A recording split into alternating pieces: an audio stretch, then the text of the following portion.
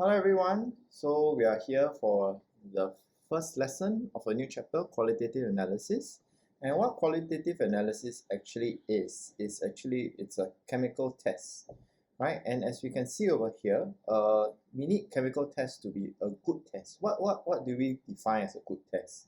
So a good chemical test should be able to identify a substance presence. Right? It needs to see whether something is present, right? But there are some tests that actually identify a substance by eliminating, right, certain substances when a negative result is obtained. So this type of negative testing, right, requires additional tests to actually find out what is the substance completely. So a good chemical test should be able to identify it immediately. So we are going to learn three types of chemical tests in qualitative analysis. And the three chemical tests is the first one, test for gases. Right? Second one is a big area, test for different type of cations. And we are going to use two different things, sodium hydroxide as well as aqueous ammonia. And the third one is test for anions.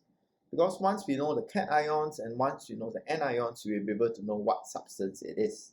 So in today's lesson, we'll be looking more closely into the test for gases. So there are 6 different gases that you need to know, and they are hydrogen, oxygen, carbon dioxide, chlorine, ammonia, and sulfur dioxide. So the tests are all given over here. So let me just quickly bring you through. So in hydrogen, it's something that we're very familiar with, is to test the gas with a lighted or a burning splint. And what will happen is that the gas will extinguish, that means being put out, the gas will be able to extinguish the burning splint with a pop sound. Right, the next one is oxygen. So oxygen is with a glowing splint. And in a video that you'll watch later, you will see what's the difference between a glowing splint and a lighted or burning splint. And what oxygen will do is that oxygen will actually, because oxygen helps combustion, so from something that's glowing, it will suddenly relight. It will relight, or in some places, they like to use the word rekindle, right? Which both means the same thing, from glowing, suddenly become burning. So that's what oxygen will do.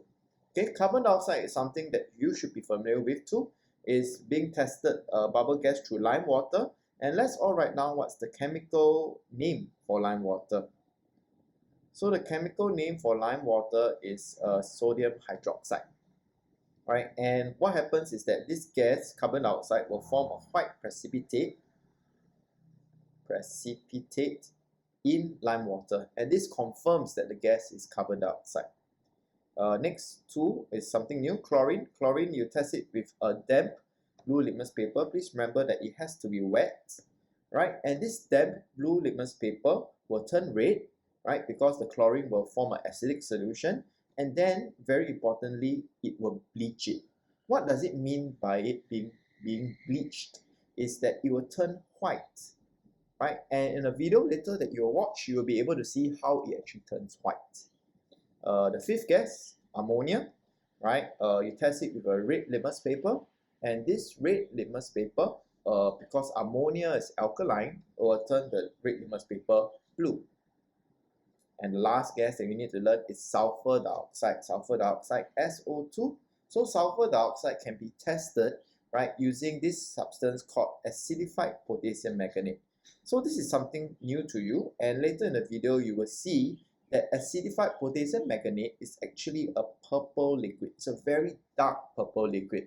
And once we put it into sulfur dioxide, the dark purple liquid will become colorless, right? So that's why we say it decolorizes purple potassium manganate. So I repeat, you need to know all 6 gases. Test, we have hydrogen, H2, oxygen, O2 with the glowing splint, carbon dioxide, CO2 with lime water, chlorine, Cl2 with the damp blue litmus paper, ammonia, NH3 with the red litmus paper, and sulfur dioxide, SO2 with the potassium permanganate. Right? So that's the 6 different tests, right? what we should look at now is how does the test for carbon dioxide actually work. So the test for carbon dioxide is actually like this. So carbon dioxide is CO2, and it will react with lime water, which is known as calcium hydroxide. So we write it over here. So we should know that carbon dioxide is actually an acidic oxide, while calcium hydroxide is actually a basic compound. So when we have carbon dioxide acidic oxide reacting with our basic oxide, we will get a reaction that will form calcium carbonate. And we should all know that all carbonates are insoluble, right? So this is going to be your white precipitate.